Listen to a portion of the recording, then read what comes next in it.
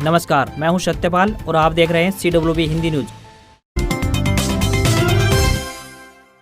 मौसम अपडेट। हरियाणा सहित देश के उत्तरी राज्यों में सक्रिय होगा पश्चिमी विक्षोभ, जानिए कब होगी झमाझम बारिश। देश के उत्तरी पर्वतीय और मैदानी राज्यों खासकर राजस्थान, पंजाब, हरियाणा, NCR व दिल्ली और उत्तर प्रदेश में लगातार आसमान से आग बरस रही है और तापमान में लगातार बढ़ोतरी दर्ज की जा रही है। परंतु आने वाले 4 दिनों के बाद संपूर्ण उत्तरी पर्वतीय और मैदानी राज्यों में बदलाव के संकेत मिलने लगे हैं। 16 जून को एक ताजा मध्यम श्रेणी पश्चिमी विक्षोभ भारत के पर्वतीय क्षेत्रों में प्रवेश करेगा, जिसकी वजह से हवाओं का रुख बदल जाएगा, जिस कारण इन राज्यों में 16 से 21 जून के बीच राहत की बरसात देखने को मिल सकती है। इस दौरान 50 से 60 किलोमीटर प्रति घंटे की रफ्तार से तेज हवाएं चलने, आंधी, अंधड़ और गरज चमक के साथ हल्की बारिश और कुछ स्थानों पर ओलावृष्टि भी देखने को मिल सकती है। संपूर्ण इलाके पर बादल अपना डेरा जमा लेंगे। अभी वर्तमान की बात करें तो हरियाणा में NCR, दिल्ली में लगातार भीषण गर्मी और प्रचंड हीट वेव लू का आगाज जारी रहेगा, जिसकी वजह से भारतीय मौसम विज्ञान विभाग ने संपूर्ण इलाके पर येलो अलर्ट जारी कर दिया है। आने वाले 3 दिनों तक भीषण गर्मी और प्रचंड हीट वेव यानी लू का आगाज जारी रहेगा।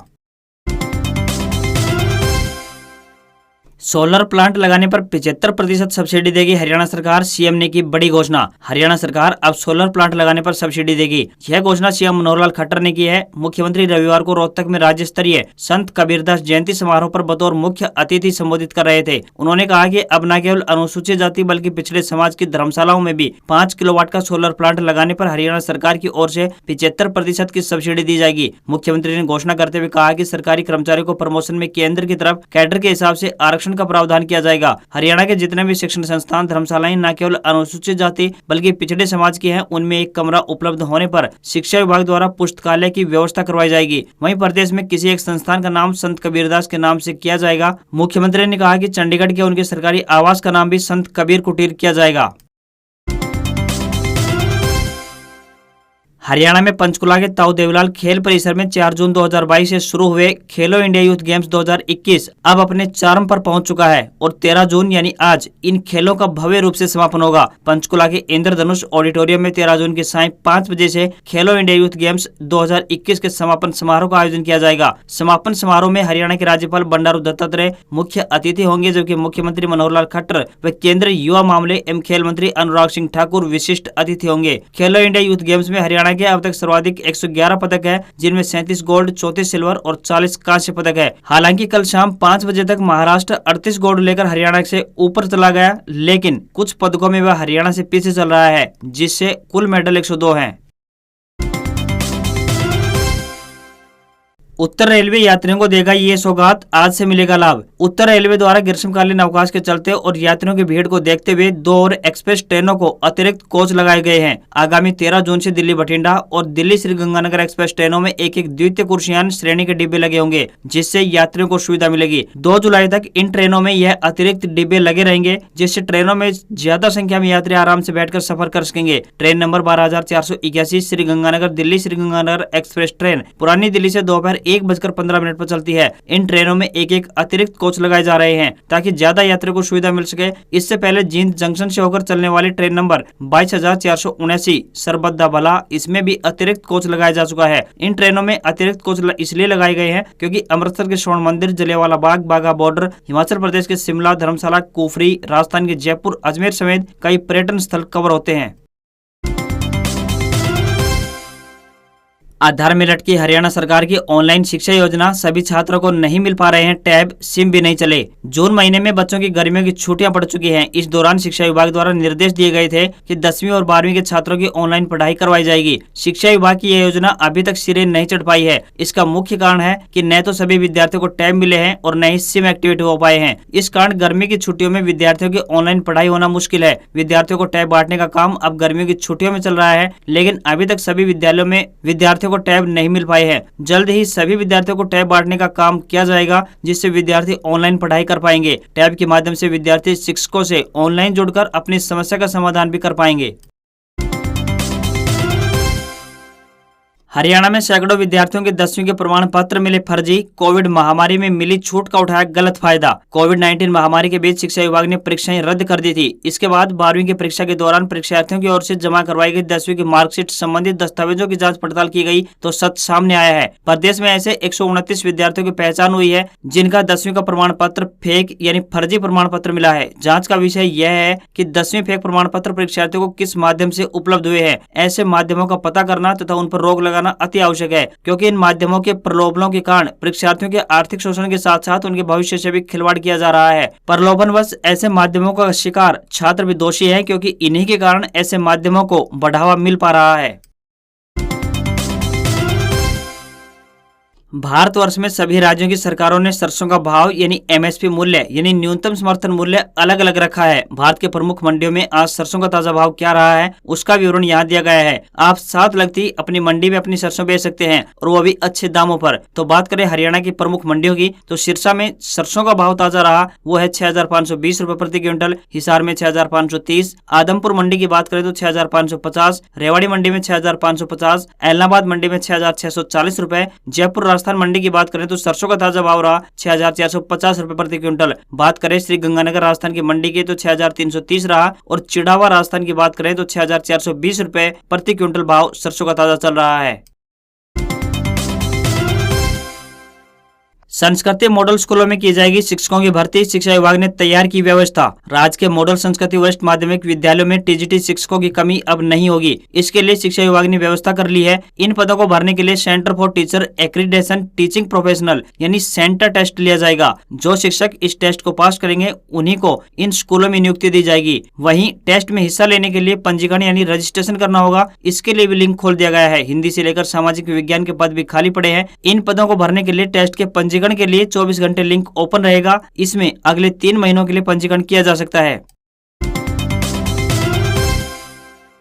हरियाणा में फिर से कोरोना के बढ़ने लगे हैं मामले। 24 घंटे में आए इतने केस। हरियाणा में कोरोना के मामले लगातार बढ़ते जा रहे हैं। वहीं देश की बात करें तो फिर से कोरोना के मामलों में जबरदस्त उछाल देखने को मिला है। बता दें कि बीते दिन 13,665 लोगों के सैंपल लिए गए, जिनमें से 411 लोग एक्टिव पाए गए। वहीं कल कुल एक्टिव मरीजों की संख्या 1525 पहुंच गई। होम आइसोलेशन में 1502 मरीज हैं। कल 24,190 लोगों को वैक्सीन लगी है, जिनमें से पहली डोज 1379 लोगों को, दूसरी डोज 8,843 लोगों को लगी है। वहीं 13,968 लोगों को प्रिकॉशन डोज लगी है। मरने वालों की संख्या 10,621 पहुंच गई है। हरियाणा में पॉजिटिविटी रेट की बात करें तो 3.08% और रिकवरी रेट 98.79% है। वहीं दूसरी तरफ केंद्रीय स्वास्थ्य मंत्रालय की रिपोर्ट के मुताबिक देश में पिछले 24 घंटों के दौरान 8,582 मामले दर्ज किए गए हैं। यह संख्या कल की तुलना में 253 अधिक है।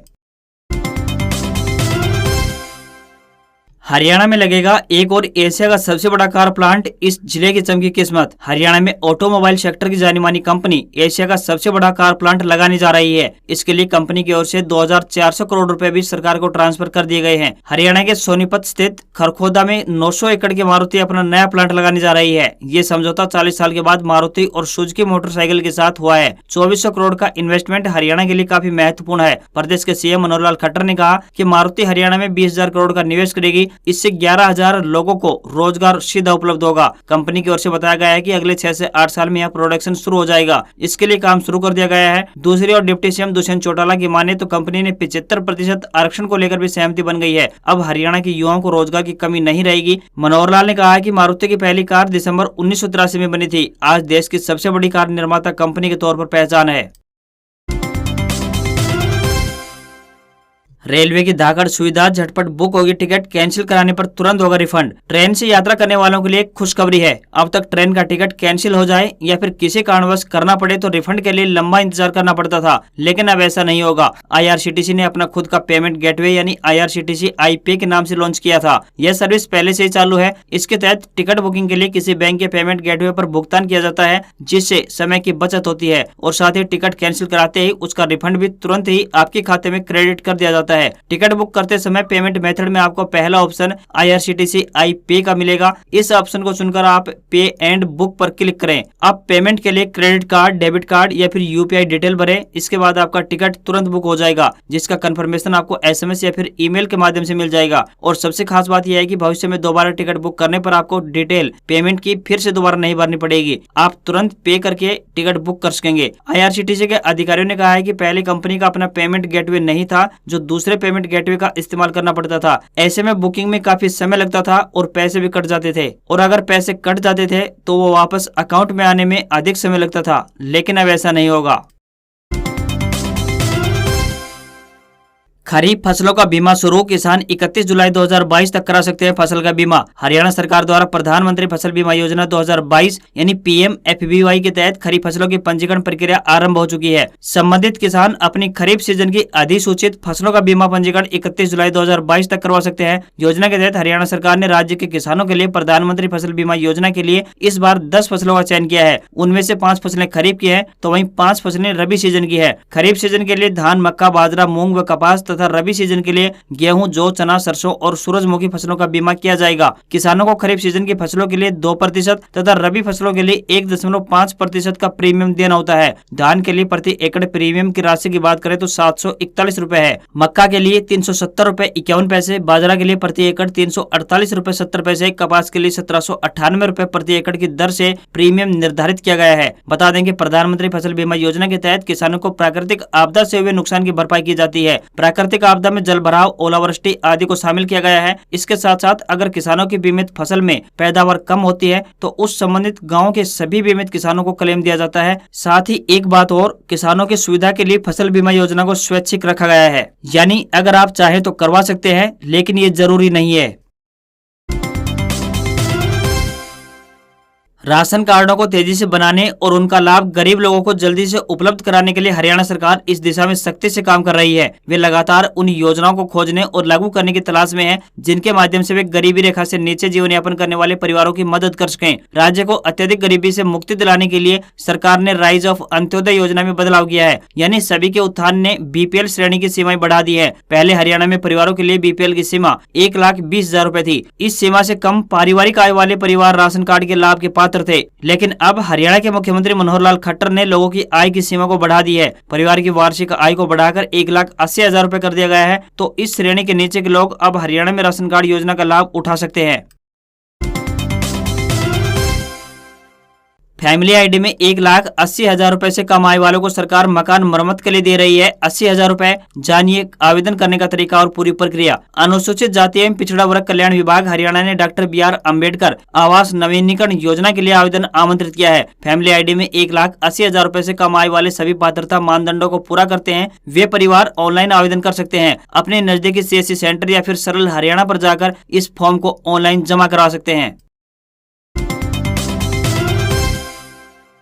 Gold silver weekly price update. इस हफ्ते सोने चांदी की कीमतों में बड़ी गिरावट। चांदी 1,590 रुपए तो वहीं सोना 232 रुपए सस्ता हुआ। इस हफ्ते सोने चांदी के दामों में गिरावट देखने को मिली है। हालांकि इस हफ्ते सोने के मुकाबले चांदी की कीमत में ज्यादा गिरावट देखने को मिली है। बात करें सराफा बाजार की तो सराफा बाजार में इस हफ्ते चांदी 1,500 रुपए से ज्यादा की गिरावट दर्ज की गई है। इस हफ्ते की शुरुआत यानी 6 जून को ये 62,471 रुपए पर थी, जो अब 60,881 रुपए प्रति किलोग्राम पर पहुंच गई है। यानी इस हफ्ते इसकी कीमत 1,590 रुपए कम हुई है। सोने की बात करें तो इस हफ्ते इसकी कीमत में 232 रुपए की गिरावट दर्ज की गई है। 6 जून को सोना 51,167 रुपए पर था, जो अब 50,935 रुपए प्रति 10 ग्राम पर पहुंच गया है। रिपोर्ट के मुताबिक इस साल सोने की कीमत 51,500 रुपए प्रति 10 ग्राम से ऊपर जाने की संभावना कम है। जानकारों की माने तो ऐसे में चांदी में निवेश बढ़ेगा और सफेद धातु की कीमतें साल भर में 85,000 रुपए प्रति किलो तक पहुँच सकती है। आज खबरों में बस इतना ही। देखते रहिए CWB हिंदी न्यूज। नमस्कार।